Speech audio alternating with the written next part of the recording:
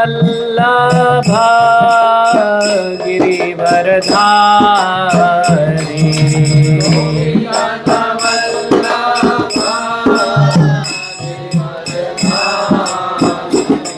गोपी जन वल्लभा गिरिवरधारी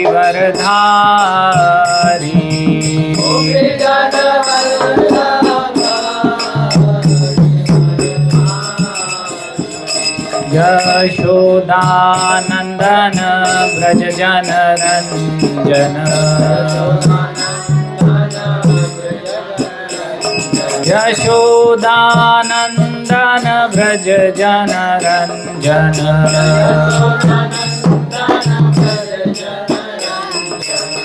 यमुना तीर वनचारी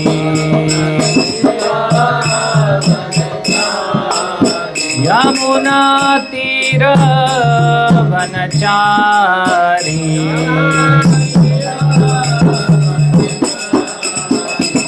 जय राधा माधव कुंज बिहारी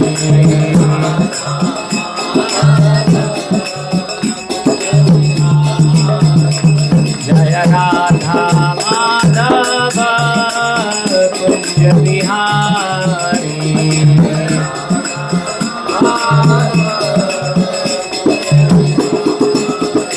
हरे कृष्णा कृष्ण कृष्ण हरे हरे हरे राम राम राम हरे हरे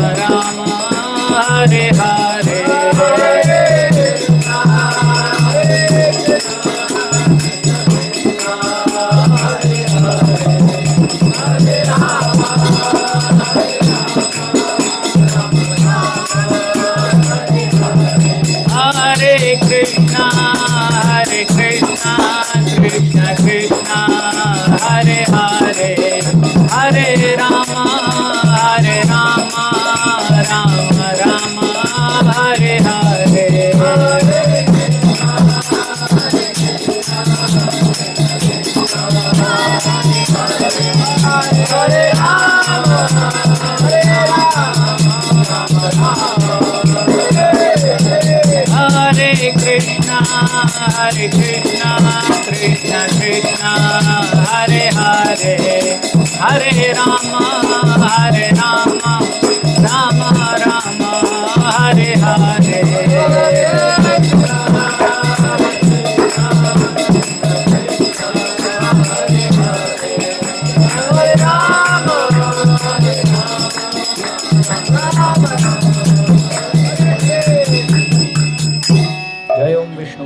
परमहंस परिव्राजकाचार्य अष्टोत्तर शत श्री श्रीमद अभय चरणारविंद भक्ति वेदांत स्वामी शिल प्रभुपाद की जय।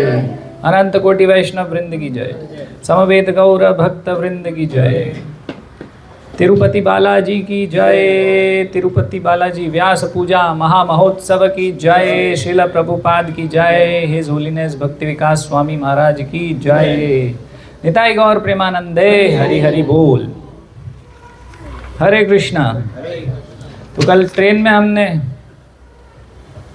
कथा चर्चा किया था, तो थोड़ा उसका पहले पुनरावृत्ति करेंगे, कुछ रिवीजन करेंगे। क्या सुना आपने कल? थोड़ा थोड़ा कुछ बताइए रामानुजाचार्य जी के बारे में। रामानुजाचार्य के बारे में। तो किससे संबंधित था वो? तो पीछे आपको बहुत सुंदर दृश्य दिख रहा है।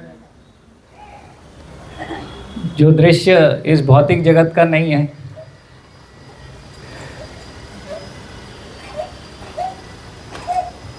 जो हमारा व्यू है वो अलग है। जैसे अभी हमारी चर्चा हो रही थी, एक भक्त कह रहे थे ये कितना अच्छा व्यू है। तो रामानुजाचार्य के व्यू से ये पहाड़ नहीं है, ये क्या है, स्वयं अनंत शेष है। तो जब वो ऐसे देखते थे तो उनको अनंत शेष का दर्शन होता था।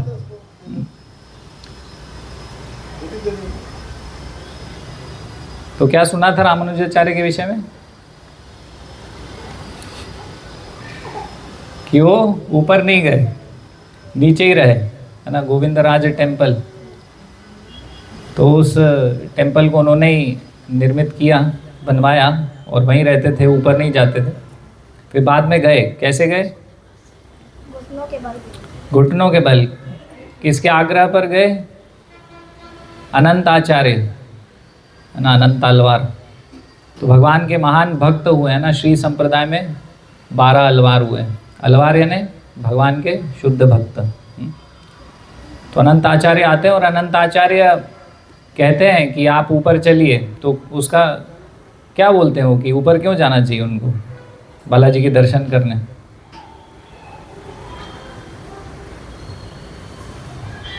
क्योंकि वो नहीं जाएंगे तो कोई और। हाँ, क्योंकि इतने बड़े महान आचार्य हैं, यदि वो नहीं जाएंगे तो सब उनका अनुसरण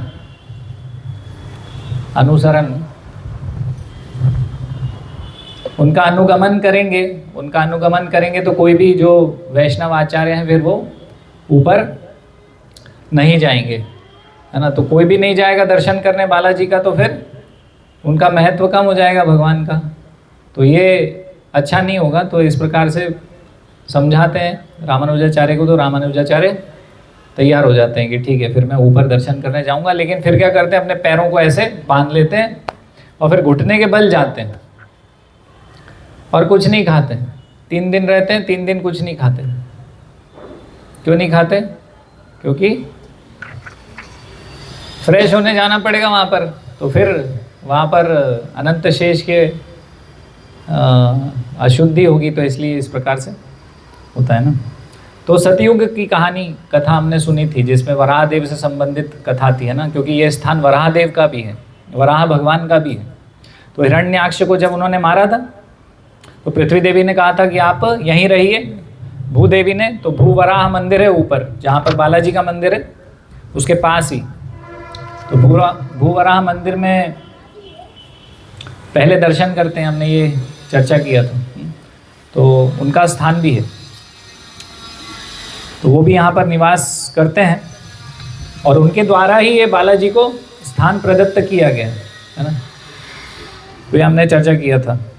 उन्होंने अनंत शेष को मतलब ये पर्वत को, वास्तव में ये वैकुंठ का पर्वत है, जो एक दूसरी कथा वराह भगवान की आती है, उसमें ये वर्णन आता है कि वैकुंठ से पर्वत वराह भगवान ने मंगाया था ताकि भूदेवी के साथ उनका एक सुंदर निवास स्थान। तो ये कथा आती वराह पुराण में इस प्रकार से।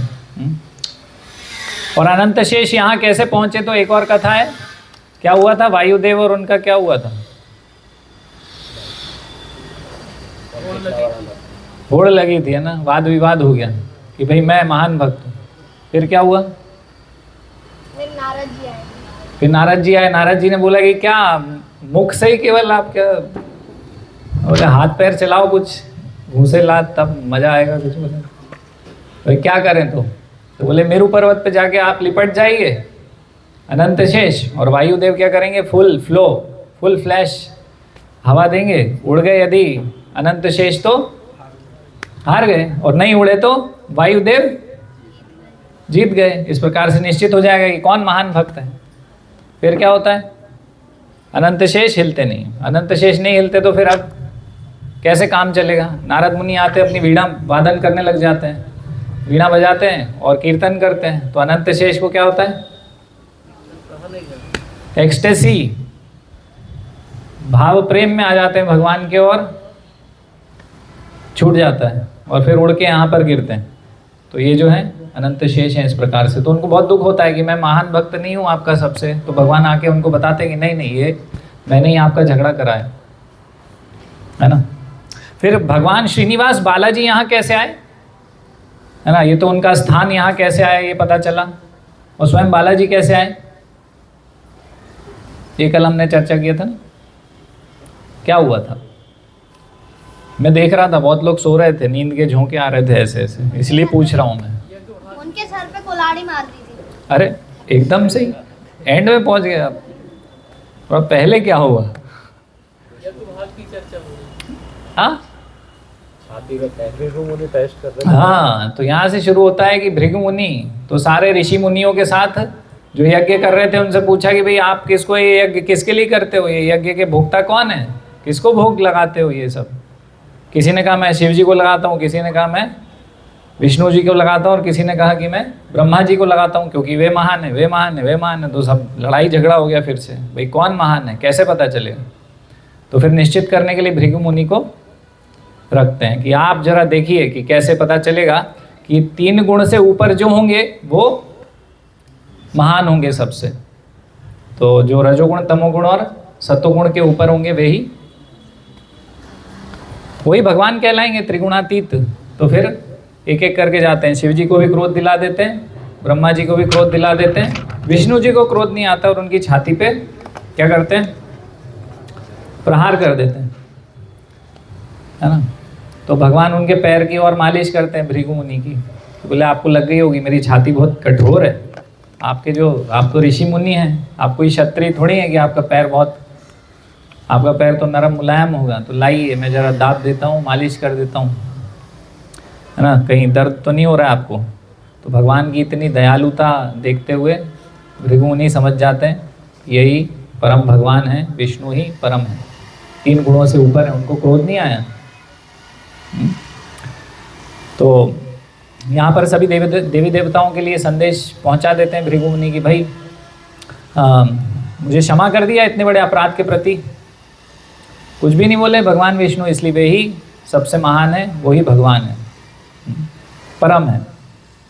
लक्ष्मी देवी इसको सहन नहीं करती हैं, कहाँ पहुँच जाती हैं? वैकुंठ छोड़ देती हैं कि इतना बड़ा अपराध मैंने देखा, है ना। जैसे हम बोलते हैं ना वैष्णव अपराध, यदि कोई वैष्णवों की निंदा करता हो, डायरेक्टली इनडायरेक्टली कुछ वैष्णवों की निंदा हो रही हो, तो वो स्थान को या तो छोड़ देना चाहिए या फिर क्या करना चाहिए? उस व्यक्ति को तो कम से कम स्थान तो छोड़ ही देना चाहिए। हाँ, गोली मार देनी चाहिए उस व्यक्ति को, ऐसे ही दिया है शास्त्र में। तो अगर गोली नहीं मार सकते हो कम से कम वहाँ से अंतर ध्यान हो जाओ। लेकिन हम बहुत चाव से सुनते हैं, हा बड़ा मज़ा आ रहा है, इसलिए हम भक्ति में प्रगति नहीं कर पाते। सामने वाले को बोलने में भी मज़ा आता है और हमें सुनने में भी बहुत आनंद आता है, और फिर उसका बहुत अच्छे से वर्णन करते हैं, व्याख्या करते हैं। जैसे ऋषि मुनि लोग भगवान की दिव्य श्लोकों से व्याख्या करते हैं, उसी प्रकार हम वैष्णवों की निंदा बहुत अच्छे तरीके से कर सकते हैं।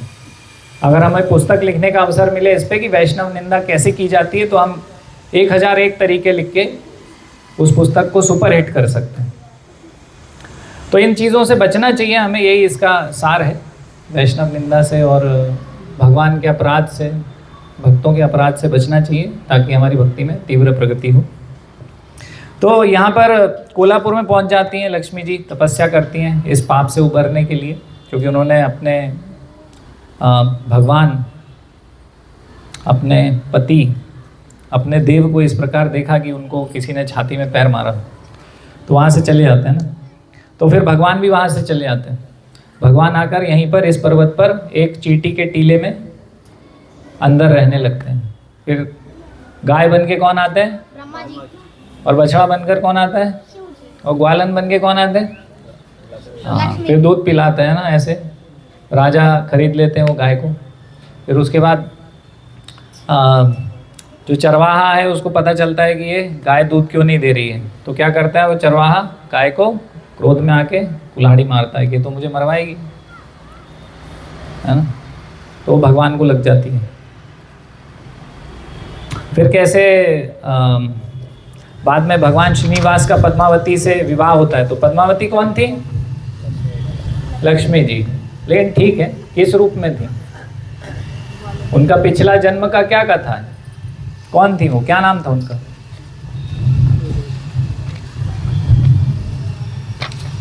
वेदवती। तो वेदवती कौन थी? छाया सीता। तो रावण के समय, राम भगवान के समय क्या हुआ था, रावण ने उनको प्राप्त करने का प्रयास किया, है ना, वेदों के मंत्र से प्रकट हुई थी वो, और रावण ने उनको बलपूर्वक उनसे विवाह करने का संबंध बनाने का प्रयास किया, तो उन्होंने अग्निदेव को आवाहन करके उसमें अग्नि में प्रवेश कर गए, अंतर्ध्यान हो गए। और फिर राम भगवान, जब रावण उनको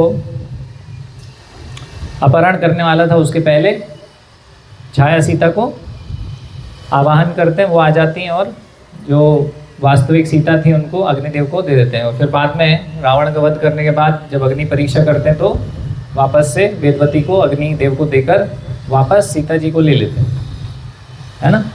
और फिर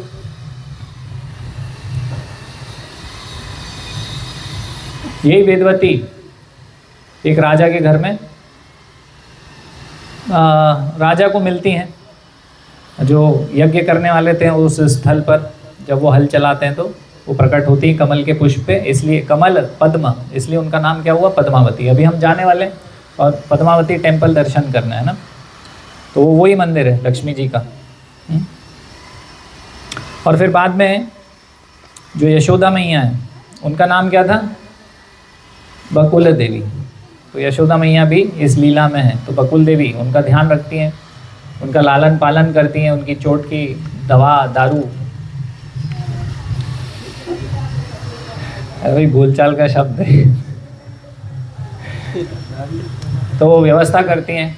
फिर वराहदेव से श्रीनिवास मिलते हैं, फिर वराहदेव उनको जगह दे देते हैं, है ना। जगह के बदले में वराहदेव कहते हैं कि पहले मेरा दर्शन करें सारे यहाँ के जो तीर्थयात्री हैं, इस प्रकार से।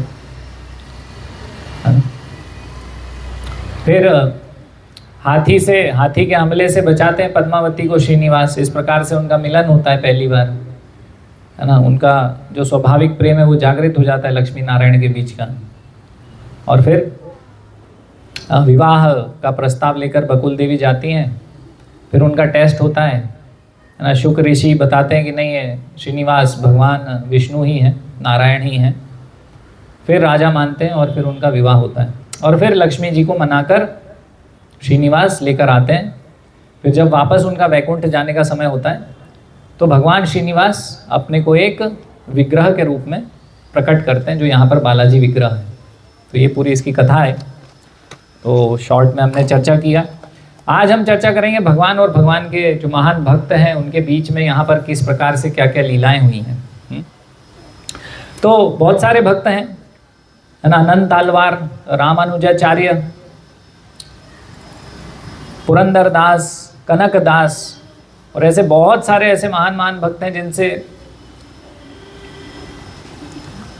भगवान आदान प्रदान किया करते थे।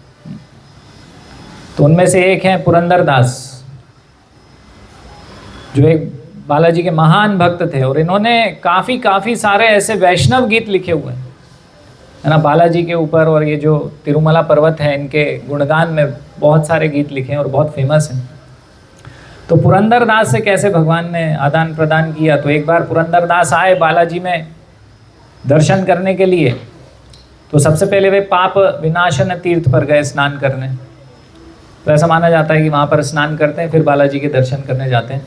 और जो भी उस पाप विनाशन तीर्थ पर उस कुंड में स्नान करता है, तो उसके सारे पाप नष्ट हो जाते हैं। तो वो पाप विनाशन तीर्थ में पुरंदर दास स्नान करते हैं।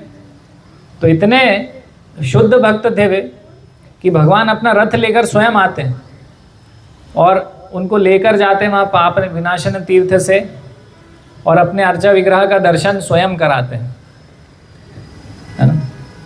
वहाँ पूजा पाठ अपने हाथों से करवाते हैं। और फिर पुरंदर दास वहाँ पर अपने पिता का श्राद्ध करते हैं। तो श्राद्ध में क्या करते हैं, पिंड लेते हैं ना चावल का, और ऐसे तर्पण करते हैं। तो अपने पूर्वजों को भोग लगाते हैं, पिंड दान करते हैं। तो पुरंदर दास ने देखा कि भगवान स्वयं अपने हाथ से, दोनों हाथों से उनका जो चावल का पिंड है उसको ग्रहण कर रहे। और भगवान पुरंदर दास को बोलते हैं कि पुरंदर दास, तुम्हारे पिता तो अभी भी जीवित हैं, मैं जीवित हूँ भाई। तो जीवित पिता को पिंडदान क्यों कर रहे हो? बोले इसकी क्या आवश्यकता थी। तो इस प्रकार से पुरंदरदास के साथ बहुत अंतरंग लीला हुई है। और एक भक्त थे भगवान के, कनकदास, हमने ड्रामा भी देखा है, इस्कॉन भोपाल में हुआ था। कनकदास भगवान के अति प्रिय भक्त थे। तो भगवान का जो विवाह की चर्चा हमने करी है ना, एक तो कुबेर से उन्होंने ऋण लिया था है ना विवाह में। तो भगवान का जो विवाह का जो उत्सव होता है उसको बोलते हैं कल्याण उत्सव। तो हर साल यहाँ पर भगवान का विवाह किया जाता है, कल्याण उत्सव होता है, बहुत बड़ा फेस्टिवल होता है। तो भगवान ने एक बार कनकदास को आमंत्रित किया कि मेरे कल्याण उत्सव में आप आइए, तो आपका आमंत्रण है। तो भगवान ने क्या किया, कनकदास को आमंत्रित किया। तो कनकदास वहाँ से चले, तो यहाँ पहुँचने वाले थे। तो भगवान ने अपने सेवकों और पुजारियों को बोला कि कनकदास आने वाले हैं, आप थोड़ा उनको रिसीव कर लीजिएगा, वेलकम कर लीजिएगा उनका। तो उनके जो सेवक और पुजारी थे वे गए और उन्होंने देखा कि कनकदास तो तिरुपति पहुँचे ही नहीं है। तो प्रयास किया ढूंढने का, खूब ढूंढा, नहीं मिले। अब कनकदास थोड़ा लेट आए। उस समय कुछ ऐसा तो था नहीं, ट्रेन, फ्लाइट, बस, पैदल पैदल या बैलगाड़ी इस प्रकार से आया करते थे। तो कनकदास धीरे धीरे, काफ़ी रात्रि हो गई थी, रात अंधेरा अधिक हो गया था। तो सेवक लोग सोचे कि शायद अब पुरंदरदास आए नहीं आए पता नहीं, वापस लौट गए। और लेट नाइट आए जब पुरंदरदास, तो यहाँ कोई दिखाई नहीं उनके रिसीविंग के लिए। अब भगवान ने देखा कि सॉरी, पुरंदरदास नहीं, कनकदास। मैं अपने आप को करेक्ट कर रहा हूँ, यानी कि आप ध्यान से नहीं सुन रहे। तो कनकदास को देखा भगवान ने कि कनकदास अकेले यहाँ पर हैं और कुछ व्यवस्था नहीं है उनकी, और मैंने आमंत्रित किया है। तो भाई जो बुलाता है विवाह उत्सव में, घर में शादी होती है, हम किसी को बुलाते हैं तो उनके रहने की, खाने की, ओढ़ने की, सबकी व्यवस्था करते हैं कि नहीं। तो जिम्मेदारी भगवान की थी। तो भगवान ने कहा अभी कोई सेवक है नहीं, कोई ब्राह्मण पहुंचा नहीं, चलो ठीक है मैं ही सेवक का रूप लेके पहुंचता हूं। तो एक सेवक का रूप लेके भगवान पहुंचते हैं वहाँ पर। सेवक का रूप लेकर पहुंचते हैं और अपना जो 56 भोग, जो भगवान को राजभोग अर्पित किया गया था, वो सब भोग लेके पहुंचते हैं। उसमें अप्पम, प्रसादम, दूध, लड्डू सब, और सोने के पात्र में भगवान को ये सब अर्पण किया जाता है। तो वो सब लेके पहुंचते हैं भगवान, है ना। और सेवक के रूप में आते हैं। तो जो कनकदास थे वो पहचान नहीं पाते उनको, तो वो ले लेते हैं कि कोई सेवक भेजा होगा, तो उसको खा लेते हैं बहुत अच्छे से। और भगवान को एक गोल्डन धोती, गोल्डन कलर की धोती अर्पित की जाती। तो वो धोती भी भगवान ने पुरंदरदास को, कनकदास को दी। तो कनकदास ले लेते हैं, उसको ओढ़ के सो जाते हैं, बढ़िया प्रसाद व्रसाद खा के बहुत तृप्त होकर आराम से सो जाते हैं वहाँ पर। तो सुबह हो जाती है, पुजारी उठते हैं, पट खोलते हैं, आरती के लिए देखते हैं। तो सोचते हैं कि भगवान का जो सोने का पात्र है भोग लगाने का, वो कहाँ चला गया। तो सब जगह ढूंढते हैं, है ना, हम क्या बोलते हैं, ढूंढेरा मच जाता है। तो ढूंढेरा मच जाता है भाई, सब ढूंढते हैं कहाँ गया, कौन ले गया, किसने चोरी कर लिया। चोरी तो हो ही नहीं सकती है, सब ताला वाला लगा के गए थे। तो सब दूर ढूंढते हैं। तो कनकदास एक जगह सो रहे होते हैं ना जहाँ पर, तो वहाँ पहुँचते हैं। वहाँ देखते हैं कि ये सोने का पात्र तो यहाँ है, सोचते हैं कि ये तो चोर है।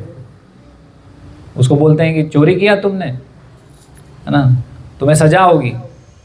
कनकदास बोलते हैं मैंने चोरी नहीं किया है। तो लोग विश्वास नहीं करते हैं, उनको बंदी बना लिया जाता है। फिर भगवान स्वयं श्रीनिवास आते हैं, बालाजी, और उनको बताते हैं कि ये कनकदास चोर नहीं है भाई, ये तो हमारे यहाँ का चीफ गेस्ट है, इसको तो मैंने आमंत्रित किया था, मैंने भेजा था, आप मिले नहीं, तो मैंने जाके उसकी सेवा करी, ये पात्र मैं ले गया था उसके पास। तो इस प्रकार से भगवान अपने शुद्ध भक्तों के साथ यहाँ पर आदान प्रदान करा है उन्होंने। और एक विशेषता है इस मंदिर की, इसको पुष्प मंडपम कहते हैं। तो भगवान की बहुत सुंदर फूल मालाओं से, फूलों से सजाते हैं भगवान को, मंदिर को बहुत सुंदर, बहुत उत्कृष्ट फूलों की सेवा यहाँ पर होती है। विशेषता है ये मंदिर की, इसलिए इसको श्री वैष्णव संप्रदाय में पुष्प मंडपम कहा जाता है। भोग मंडपम श्रीरंगम को कहा जाता है। इस प्रकार से अलग अलग मंडपम में ये पुष्प मंडपम है, यहाँ पर पुष्प की बहुत बहुत विशेष सेवा होती है। आप कभी ऑनलाइन सर्च करेंगे तो यहाँ पर जो अभी जैसे मैं बता रहा था विवाह उत्सव होता है या ऐसे उत्सव होते हैं, तो उसमें बहुत सुंदर तरीके से पूरे मंदिर को, भगवान के विग्रह को सजाया जाता है यहाँ पर, है ना। और इसलिए जो तिरुमला पर्वत है इस पर बहुत सुंदर सुंदर खुशबूदार सुगंधित फूल भी यहाँ पर लगते हैं, क्योंकि भगवान को ये पुष्प प्रिय हैं। और इस सेवा को श्री वैष्णव संप्रदाय में तोमल सेवा कहते हैं, मतलब उनकी भाषा में थोड़ा सा प्रोनाउंसिएशन होगा थोमल सेवा। उस थोमल सेवा बहुत मुख्य सेवा है यहाँ पर। और ये स्वयं रामानुजाचार्य ने इसको बहुत पहले से भी होती थी, लेकिन इसको और उत्कृष्टता प्रदान करने के लिए अनंत आचार्य को, अनंत तलवार को ये सेवा दी थी, है ना। तो अनंत तलवार के साथ किस प्रकार से भगवान का आदान प्रदान हुआ है, तो एक बार श्रीरंगम में रामानुजाचार्य अपने शिष्यों को लेकर प्रतिदिन प्रवचन किया करते थे। तो सारे शिष्यों के साथ प्रवचन कर रहे थे, उनको कथा सुना रहे थे। तो उस समय उनकी इच्छा थी हमेशा से कि भगवान बालाजी की अच्छे अलग अलग रंग बिरंगे और अलग अलग शेप साइज डिज़ाइन के फूलों से खुशबूदार, अलग अलग खुशबू वाले फूलों से भगवान की सेवा हो यहाँ पर, क्योंकि ये पुष्प मंडपम है। भगवान बालाजी को पुष्प अति प्रिय हैं। तो उतना स्टैंडर्ड नहीं था पहले सेवा का, पुष्प सेवा का। तो रामानुजाचार्य ने किसी अपने भक्त, उनके बहुत सारे सन्यासी शिष्य थे, बहुत सारे गृहस्थ शिष्य थे और बहुत एक से बढ़कर एक शिष्य थे, सारे शुद्ध भक्त थे, तो बैठे हुए थे। तो रामानुजाचार्य ने बोला कि कौन शिष्य इस तोमल सेवा को लेगा। तो पहले यहाँ पर इतना व्यवस्था नहीं था। आज के ज़माने में तो जैसे हम रथ यात्रा में फूल मंगाते हैं तो कलकत्ता से गेंदा आता है, हम जो मंगाते हैं गेंदे का फूल उस समय कलकत्ता से आता है, क्योंकि उस समय यहाँ लोकल में गेंदा नहीं मिल रहा होता। दिल्ली से फूल आ जाता है हमारे पास। तो अलग अलग प्रकार के फूल कहीं से भी जाते हैं, ऑल ओवर इंडिया से, विदेश से भी फूल आ जाते हैं, क्योंकि अभी एयरलाइंस चल रही हैं, ट्रेन्स चल रही हैं, ट्रांसपोर्टेशन है, काफ़ी सारा सुविधाएं हैं। उस समय कुछ भी नहीं था। उस समय ये जंगल था और जंगल में वन्य प्राणी, जंगली शेर, इस प्रकार से सब रहा करते थे वन्य प्राणी। और रास्ते भी उतने सुलभ नहीं थे, व्यवस्थाएं भी नहीं थी। आज तो हम पहाड़ पे भी जाएंगे तो हमें टैप वाटर मिल जाएगा, तो ये सब टैप वाटर और ये सब भी कुछ नहीं था। पानी की व्यवस्था भी नहीं थी इतनी आसान। उस समय पुष्प सेवा ग्रहण करना बहुत कठिन था, क्योंकि कुछ भी व्यवस्था नहीं थी। तो सारे बड़े बड़े जो शिष्य थे वो सब हिम्मत नहीं कर पाए उस सेवा को लेने का। लेकिन वहाँ पर गृहस्थ भक्त थे अनंत आचार्य, तो उन्होंने इस सेवा को ग्रहण किया। अनंत आचार्य सामने आए, जबकि उनकी जो पत्नी थी वो प्रेग्नेंट थी। कौन आवाज कर रहा है? मना करो।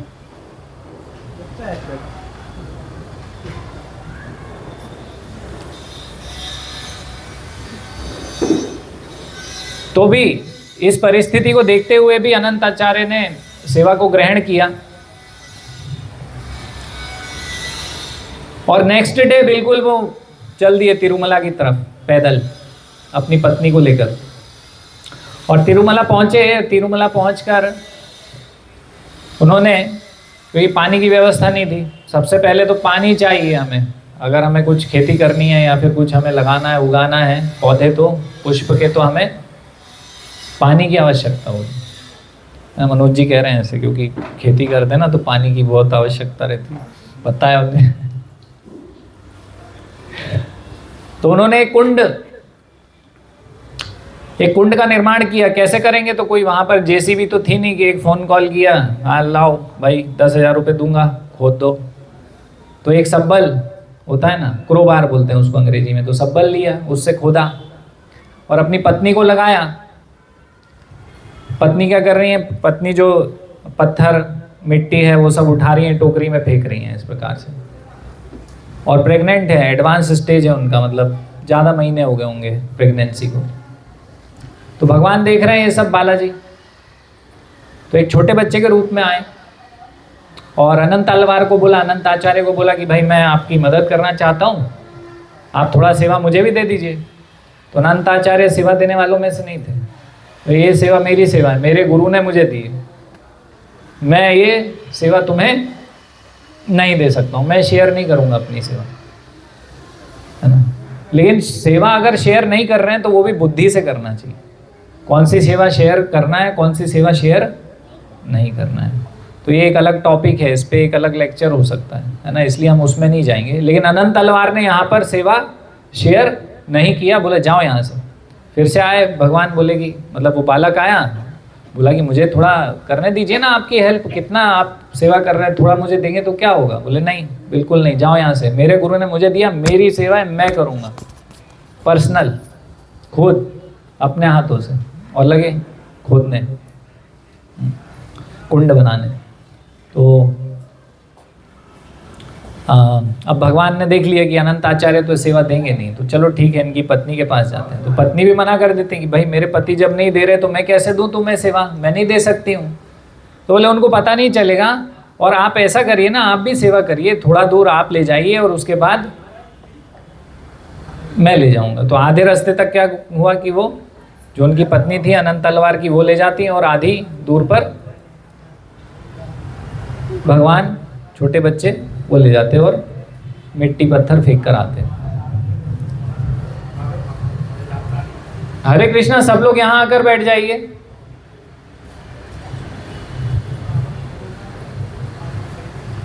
बहुत इंपॉर्टेंट काम है तो जा सकते हैं, नहीं तो यहाँ आकर बैठिए, डिस्टर्ब होता है।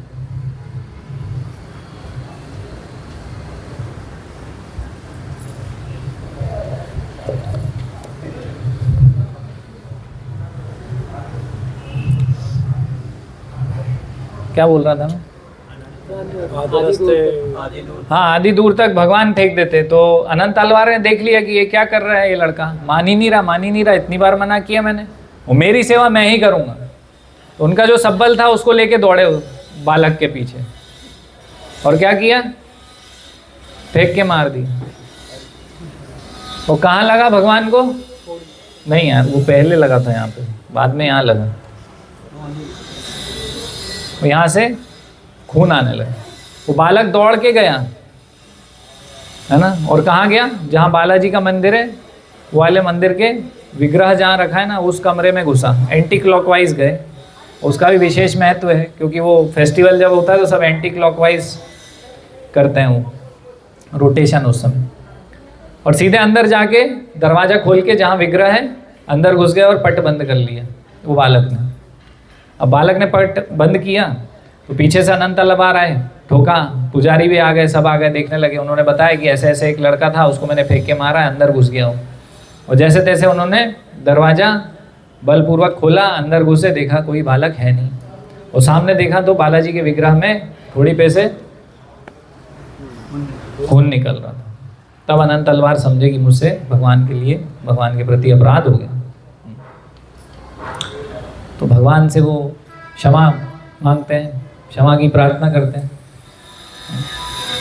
और कुछ कपूर और कुछ हर्ब्स ऐसे लेकर आते हैं और वो लगाते हैं भगवान को। तो इसलिए आज भी वो जो भगवान का अनंत तलवार के साथ जो एक आदान प्रदान हुआ भगवान के महान भक्त के साथ, तो आज भी वो जो कपूर है वो भगवान की ठोड़ी में लगाया जाता है। तो आप देखेंगे सिल्वर कुछ यहाँ दिखता है ना बालाजी के। एक तो वो जो तिलक का महत्व हमने कल चर्चा किया था, वो कुल्हाड़ी लगी थी, तो भगवान रक्षा करते हैं अपने भक्तों की, तो वो महत्व है तिलक का, है ना, बीच में लाइन है ऐसे।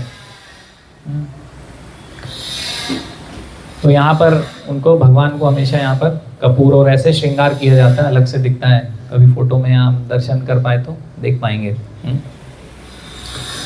तो यही अनंत तलवार इस प्रकार से भगवान की सेवा पूरे हृदय से अपने गुरु के गुरुमुख पद्म वाक्य चित्ते ते करिया ऐक्य और न करिह मन आशा। इस प्रकार से बस एक वाक्य जो गुरु ने बोला उसको अपना पूरा हृदयांग करके वो उसी के ही ऊपर अपना जीवन आधारित कर दिया। उनके जीवन में बस ये पुष्प सेवा ही थी और कुछ नहीं था। और पुष्प सेवा ऐसे वैसे सेवा नहीं है, बहुत विशेष सेवा है। वो इतने ध्यान से की जाती है कि रात में 2 बजे पुष्प तोड़ा करते थे अनंत अलवार। कितने बजे? रात में। क्यों? क्योंकि उस समय पुष्प खिलने के जस्ट पहले तोड़े जाते हैं। ये विशेष ध्यान रखा जाता है कि वो ऐसी कलियां जो सुबह सूर्य की किरण पड़ने पर खिल जाएंगी, ऐसी कलियों को ही चुन के तोड़ा जाता है, ताकि वो जब भगवान को माला चढ़ जाए, सुबह माला ऑफर हो जाए भगवान को, गले में टंग जाए, जैसे जैसे सूर्य उदय होगा वैसे वैसे पुष्प खिलेंगे और वैसे वैसे उसका फ्रेशनेस, उसका जो स्पर्श और उसकी जो सुगंध ताज़ा ताज़ा वो भगवान को स्पर्श होगी और वो सुगंध भगवान को होगी। इस प्रकार से ये सोचकर ऐसे सेवा अनंत अलवार अनंत आचार्य किया करते थे। तो इसी प्रकार से अंधेरे में सुबह सुबह उठ के एक दिन अनंत अलवार भगवान के लिए पुष्प चुन रहे थे। तो उन्होंने पुष्प चुने, लेकिन क्या हुआ कि उस समय एक सर्प ने उन्हें डस लिया, कोबरा ने काट लिया। तो सारे भक्तों ने देखा कि अरे कोबरा ने काट लिया है। तो अनंत आचार्य को बोला कि अरे आप थोड़ा सा जाइए, दवाई लगा लीजिए, कोई भी सेवा कर देगा। बोले नहीं, मेरे गुरु ने मुझे सेवा दिया है, यहाँ से मैं नहीं हट सकता हूँ। वो जो एक पर्टिकुलर टाइम है उस सेवा का, वो मिस नहीं होना चाहिए। एक क्षण भी, 1 सेकेंड भी आगे पीछे वो सेवा नहीं होनी चाहिए। अगर मैं यहाँ से हटा तो ये सेवा थोड़ा आगे पीछे हो जाएगी, तो वो नहीं चलेगा। मेरे प्राण चले जाएं तो चले जाएं, उस बात का कोई दुख नहीं है। तो बहुत एकदम तटस्थ थे अपनी सेवा में, बहुत जिद्दी थे अनंत आचार्य, माने ही नहीं। आचार्य है ना, अलवार आचार्य भी तो होते हैं, उसमें क्या प्रॉब्लम है?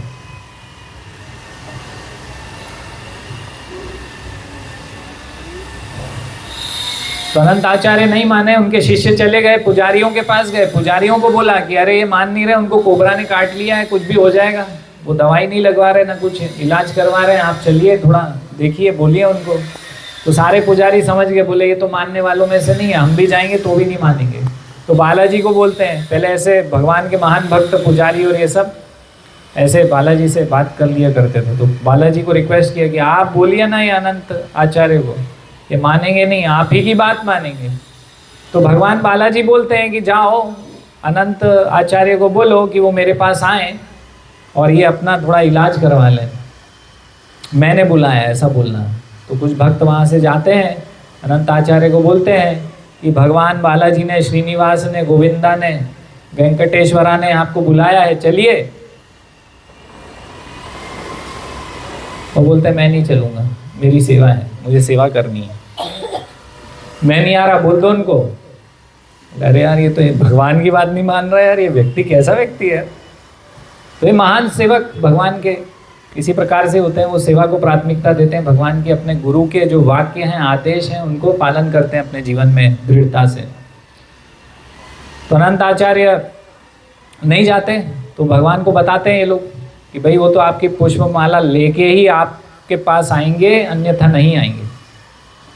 तो भगवान बोलते हैं कि उसको बोल देना मेरा पट बंद कर दो।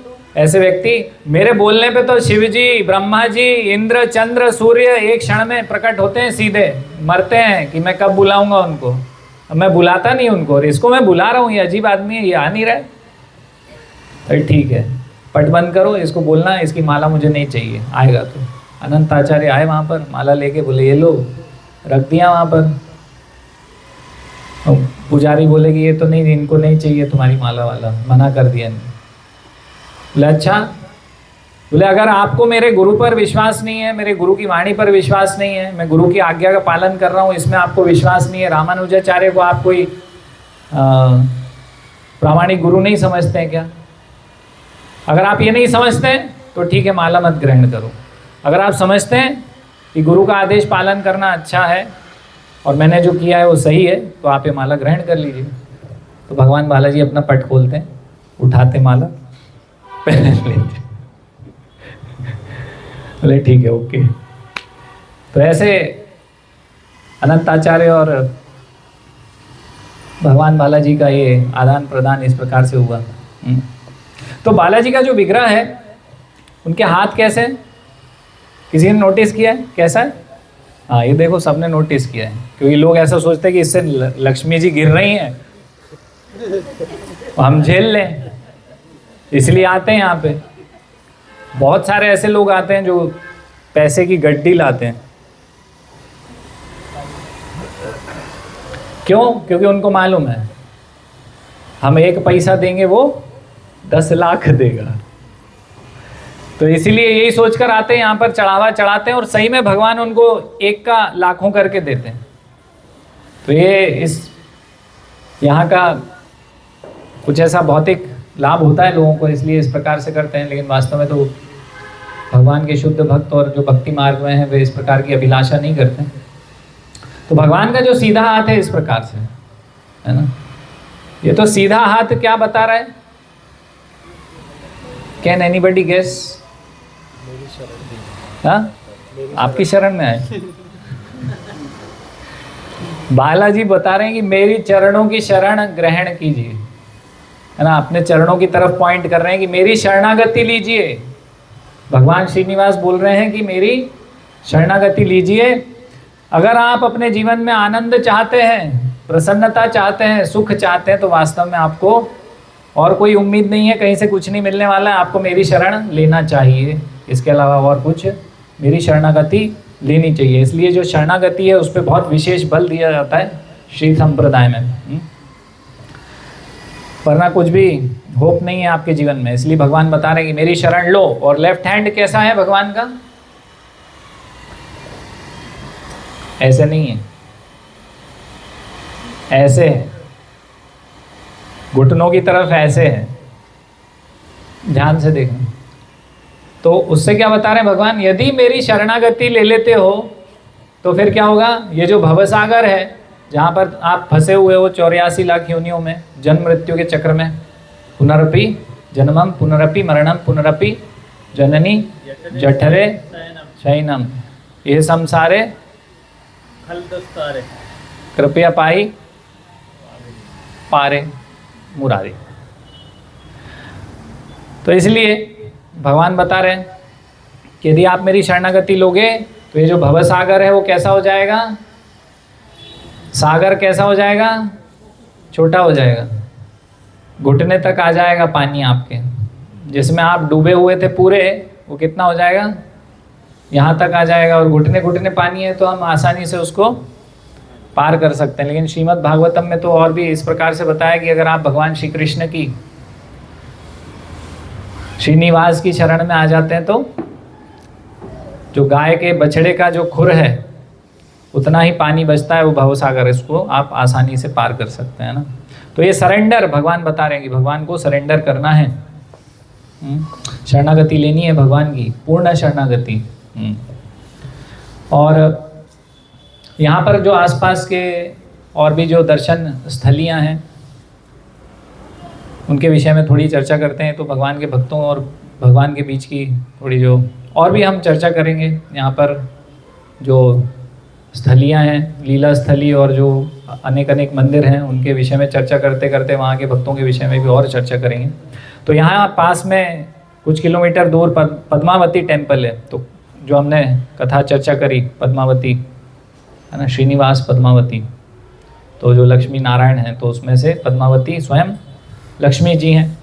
तो उनका मंदिर है यहाँ पर, वो तिरचनूर यहाँ से थोड़ी दूर पर है, 6-7 किलोमीटर होगा मेरे ख्याल से। तो वहाँ पर मंदिर है। तो वास्तव में वो कृष्णा टेम्पल था, लेकिन वहाँ पर पद्मावती टेम्पल भी है अभी, और वहाँ पर सुंदर राज टेम्पल भी है, पास ही में है ये सब, एक ही प्रीमाइसेस में, है ना।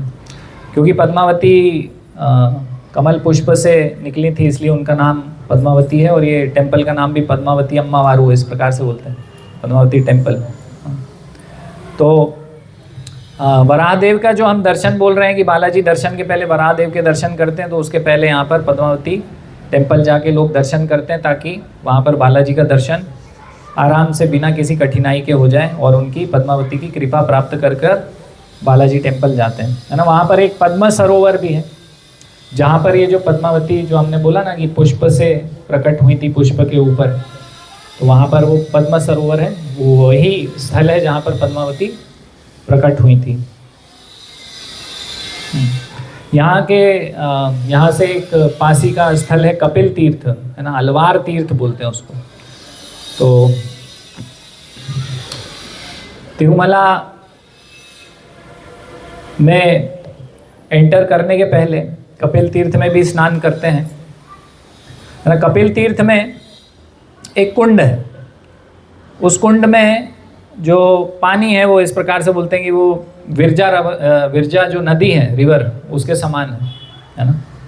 तो वैकुंठ किस तरफ है? विरजा के आगे है। भौतिक जगत का है, विरजा के इस तरफ है। तो जो बालाजी का जो मंदिर है वो वैकुंठ है ना, वो तो वैकुंठ स्थली।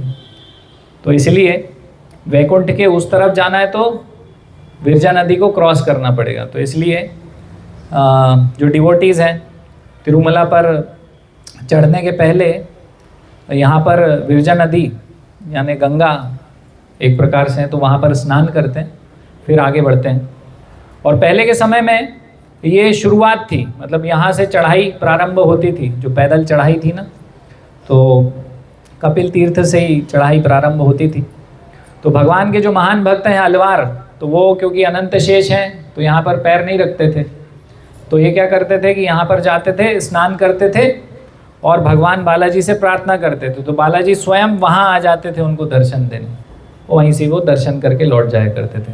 तो ये इसलिए इसको अलवार तीर्थ भी कहते हैं, कपिल तीर्थ को, है ना।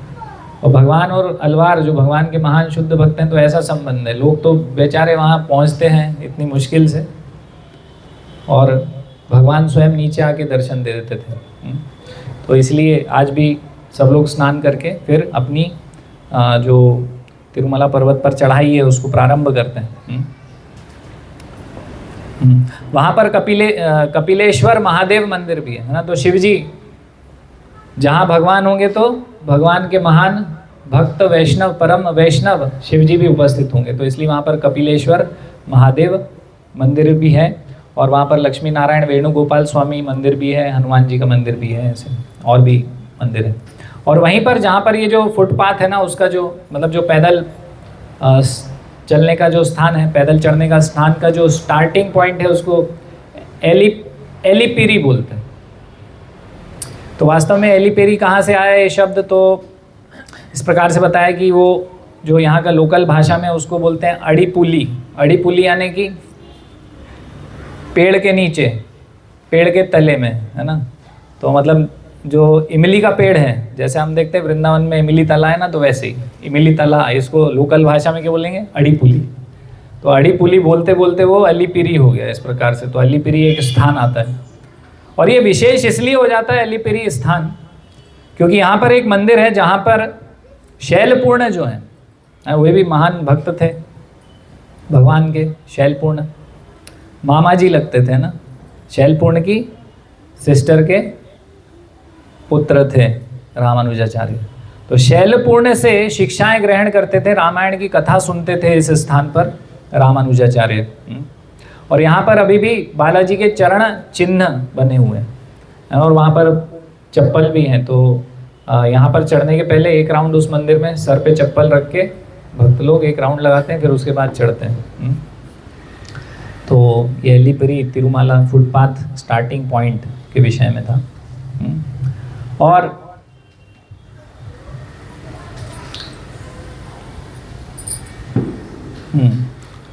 तो हमने कल चर्चा किया था कि वेंकटाचल या वेंकटाद्रि ये पर्वत का नाम है ना। तो वेंकट का अर्थ क्या है? और भगवान का नाम वेंकटेश्वर है। तो वेंकट का अर्थ क्या चर्चा किया था हमने कल? मतलब पाप और वैन याने एक मिनट अभी, और कट याने कट, अंग्रेजी में भी कट और हिंदी में भी कट। पाप कट जाते हैं ना, तो भगवान वेंकटेश्वर क्या करते हैं? सारे पाप नष्ट कर देते हैं हमारे। ऑल आर सिंस बर्न, है ना। तो इस प्रकार से वेंकटाद्रि यहाँ पर्वत का नाम है ना। तो इसके पीछे एक कथा है कि कब से वेंकटाद्रि, वेंकटाचल इसको बोला जाता है ना। तो एक ब्राह्मण हुआ करते थे जिनका नाम था माधव।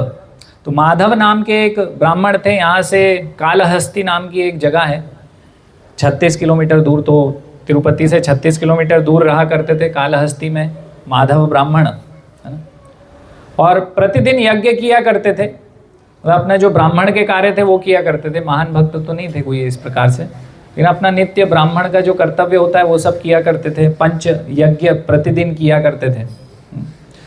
तो एक बार उनकी पत्नी ने घर में भोग बनाने के लिए और अन्य कार्यों के लिए पानी लेने के लिए अपने पति से बोला कि चलिए जरा कुएं से, पहले ऐसा होता था कि गांव के बाहर कुआं होता था तो वहाँ से पानी भर के लाया जाता था। तो वो बोलेंगी, अकेले नहीं जाती थी पहले स्त्रियां ऐसे बाहर, तो उन्होंने अपने पति को बोला कि चलिए पानी भर के आते हैं। तो पानी भरने के लिए दोनों जा रहे थे, तो रास्ते में एक बरगद के पेड़ के नीचे एक बहुत सुंदर स्त्री बैठी हुई थी, है ना।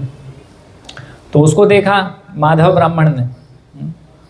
तो माधव ब्राह्मण का जो सर पे है वो माया चढ़ गई, है ना। तो माया का प्रभाव हो गया माधव ब्राह्मण के ऊपर। तो लौटते समय पानी भरते हुए माधव ब्राह्मण ने कहा कि मैं थोड़ी सी दुर्वा, है ना, ये लेकर आता हूँ, कुशा लेकर आता हूँ, आप थोड़ा चलो घर तक पहुँचो। तो अपनी पत्नी को भेज देता है और वहीं रुक जाता है और उस स्त्री के पास जाता है। तो बहुत सुंदर स्त्री थी, एक देवदासी थी, उसका नाम कुंतला था, वैश्या थी। तो उस समय में आप देखिए कि एक वैश्या को भी धर्म का ज्ञान होता था, है ना। तो ये माधव ब्राह्मण उसके पास जाता है उसका संग करने की इच्छा से। तो वो वैश्या उनको प्रणाम करती है सबसे पहले कि ये ब्राह्मण आया है मेरे पास, और उनको इस प्रकार से प्रणाम करने के बाद बोलती है वैश्या कि आप ब्राह्मण हैं, है ना। आप देखिए उल्टा हो गया, यहाँ पर ब्राह्मण को शिक्षा देनी चाहिए, लेकिन वास्तव में वैश्या एक देवदासी ब्राह्मण को शिक्षा दे रही। तो वो बोलती है कि मैं तो अशुद्ध हूँ, है ना, आपका जन्म तो गर्भाधान संस्कार से हुआ है, मेरे तो पिता कौन है मुझे उनका नाम अता पता नहीं है ना, इस प्रकार से बोलती। और बचपन से ही आप यज्ञ शिष्ट खा रहे हैं, भगवान का प्रसाद खा रहे हैं। मैंने तो पता नहीं sorry, I have taken all abominable things, मैंने सब अभक्ष्य चीज़ें खाई हैं बचपन से। तो मेरा शरीर वैसा है, आपका शरीर प्रसाद खाते खाते दिव्य शरीर है आपका। तो ये सब समझती हैं। आपका जो बचपन है वैदिक मंत्र सुनते सुनते गया है, और मैं तो पता नहीं सारी खराब चीज़ें मैंने सुनी हुई हैं शुरू से, है ना। तो आपका जीवन शुद्ध है, आपका शरीर शुद्ध है, आपके आचरण शुद्ध है। आप भगवान की सेवा करते हैं अपने हाथों से, आपका स्पर्श भगवान को होता है, भगवान की वस्तुओं से होता है। मेरा स्पर्श सारी खराब चीज़ों से हुआ है, तो मुझे मत छूना, मेरे से दूर रहिए आप, मैं छूने लायक नहीं हूँ आपके। तो माधव ब्राह्मण तो माया से प्रभावित थे, बोले नहीं मुझे तो आपका संग करना है। तो वो कहते ठीक है, एक शर्त पर, आपको मुझसे विवाह संस्कार करना होगा, और दूसरा आप अपने घर परिवार को छोड़कर मेरे साथ आइए। तो अभी उसका दिमाग तो, वो तो मोहित था, बोला ठीक है सब कुछ छोड़ दूँगा। विवाह कर लिया और छोड़ के उनके साथ दूसरी जगह चला गया, रहने लगा, और पूरा जीवन बदल गया उसका उस समय से ही। और जैसे हम देखते हैं अजामिल ब्राह्मण की कथा आती है, उसी प्रकार से सारे पाप कृत्य, चोरी डकैती सब इत्यादि माधव ब्राह्मण करने लगे, क्योंकि अब घर परिवार हो गया, उसको चलाना था, है ना। और गांव से तो निकल चुके थे अपने, तो कुछ ना कुछ करना था, तो वो सारे बुरे कार्य करने लगे। अब क्या हुआ कि कुछ समय बाद ये जो स्त्री थी इसकी मृत्यु हो गई। अब बच्चे अकेले, और फिर रो रहे हैं वहाँ पर, सोच रहे हैं कि मैं अकेला बच गया हूँ, और उनको कोढ़ हो जाता है, क्योंकि पाप कर्म इस प्रकार से किए हैं तो उनको शरीर में कोढ़ आ जाता है, बीमारी आ जाती है। तो उनको पूरे समाज से बहिष्कृत कर दिया जाता है, निकाल दिया जाता है कि आप निकल जाइए यहाँ से। तो अकेले रहते हैं, बहुत पछताते हैं कि ये क्या हुआ, कैसे हो गया, मेरा जीवन ऐसे इतना खराब हो गया, बिल्कुल भिखारी की अवस्था में हो जाता है ना। तो एक बार ऐसा होता है कि तिरुमला पर्वत तिरुपति की ओर जाते हुए कुछ भक्त लोग वहाँ से उनके सामने से गुजरते हैं, हरे कृष्णा कीर्तन करते हुए निकलते हैं और कथा कुछ करते हैं। तो वो जो कीर्तन सुनते हैं वो भक्त संग होता है उनको कुछ क्षणिक, तो उससे उनको वापस भगवान का स्मरण हो जाता है। उनको याद आने लगती है भगवान की कि बालाजी हैं, है ना, उनके दर्शन करना चाहिए, उनकी अभिलाषा हृदय में जाग जाती है भक्तों को देखकर, तो उनके पीछे पीछे हो लेते हैं, है ना, तो वो भी चढ़ने लगते हैं पर्वत और भगवान का नाम लेते लेते गोविंदा गोविंदा क्या बोलते हैं,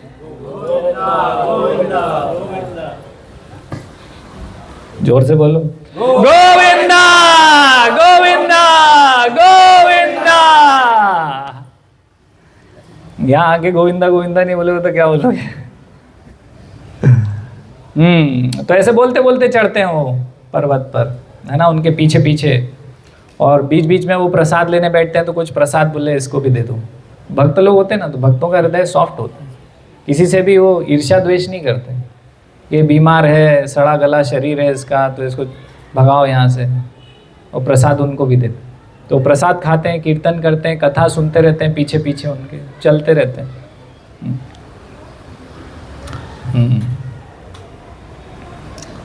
तो कपिल तीर्थ पर पहुंच जाते हैं ना। कपिल तीर्थ में वहां पर वे लोग, क्षत्रिय लोग, पितरों का तर्पण करते हैं और वहां से और आगे चढ़ना शुरू करते हैं, और ये भी चढ़ना शुरू करते हैं। तो जैसे जैसे, तो ये जो तिरुमला की पहाड़ी है ना, जैसे हमने बोला ना वेंकटाचल, है ना, ऐसे और भी बहुत सारे नाम हैं इसके, गरुड़ाद्री, है ना, इस प्रकार से बहुत सारे और भी नाम है इसके। तो 7 पहाड़ हैं, है ना, तो 7 पहाड़ पार करके 7वें पे भगवान विराजमान है इस प्रकार से। तो धीरे धीरे ये भी पहाड़ चढ़ता रहता है, चढ़ता रहता है, भगवान का नाम लेता रहता है, प्रसाद खाता रहता है।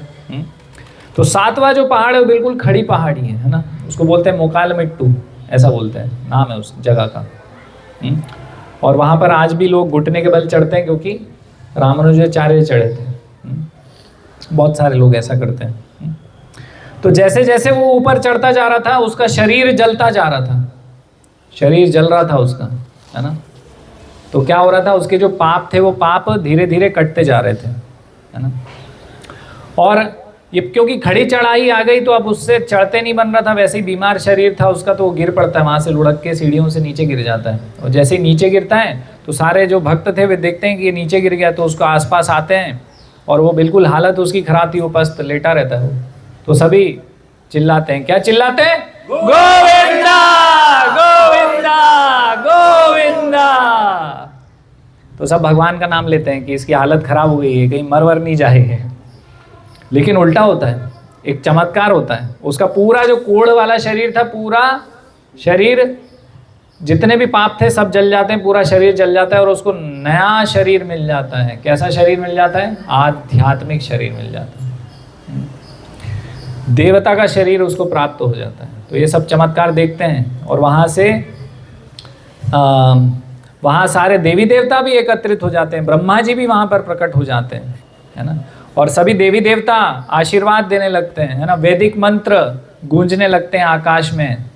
इस प्रकार से देवी देवता वैदिक मंत्र भी बोलते हैं।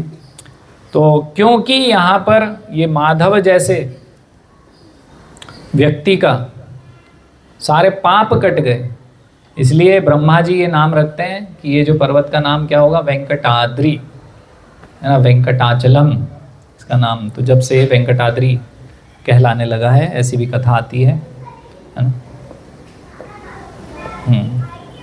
क्योंकि गरुड़ जी भी लाए थे इसको वैकुंठ से, इसलिए इसको गरुड़ाद्री भी कहते हैं, इसलिए बहुत सारे नाम हैं। एक बार यहाँ पर रामानुजाचार्य आए, और पहली बार आ रहे थे तो उनको पता नहीं था तिरुमला का रास्ता कहाँ है। तो उन्होंने एक शूद्र व्यक्ति से पूछ लिया कि भैया तिरुमला कहाँ से जाना है। तो बताते हैं कि आप यहाँ से जाइए, ऐसे हाथ से दिशा दिखा देते हैं कि यहाँ से जाइए। तो रामानुजाचार्य उनको 10-10, 20 बार प्रणाम करते हैं, पंचांग प्रणाम जैसे वैष्णवों को करते हैं। तो रामानुजाचार्य बहुत बहुत फेमस और बहुत महान आचार्य थे, बहुत नाम चलता था उनका उस समय। तो उनके शिष्य भी साथ में थे बहुत सारे। तो उन्होंने बोला कि आपने एक शूद्र को इतना क्यों प्रणाम किया बार बार? तो रामानुजाचार्य बोलते वो शूद्र नहीं, वो तो मेरा गुरु है। बोले कैसे? बोले उसने हाथ दिखाया ना मुझे, तो उसने वैकुंठ का रास्ता मुझे दिखाया, तो वास्तव में तो मेरा गुरु है ना। तो ये एक कथा आती है इस विषय में। और ये जो बालाजी का मंदिर है, यहाँ पर स्वामी पुष्करणी नाम का एक छोटा सा कुंड है, स्वामी पुष्करणी। समय कितना हुआ है? दैविक प्रभु क्या करना है अभी? बहुत सारी कथाएं, राम भगवान भी यहाँ आए, वानर भी आए, बहुत कुछ है कहने के लिए। आधा पौन घंटा और लग जाएगा। तो आधे घंटे पहले पहुंचना है, ऐसा पता चला। तो हम बाद में करेंगे फिर, है ना, आगे कंटिन्यू। ठीक है, ठीक है, ठीक है। फिर से बोलेंगे एक बार, गोविंदा गोविंदा गोविंदा। श्रील प्रभुपाद की जय।